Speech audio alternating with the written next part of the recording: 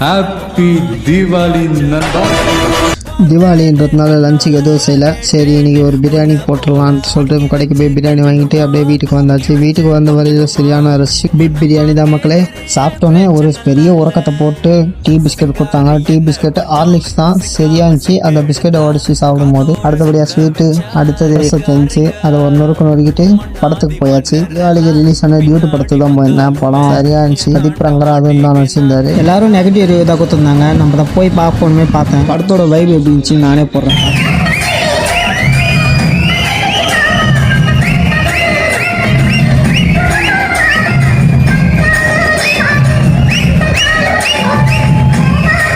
நீங்களே பார்த்துருப்பீங்க தேட்டரோட சவுண்ட் எப்படி இருந்துச்சுன்னு. இன்டர்வல் விட்டாங்க.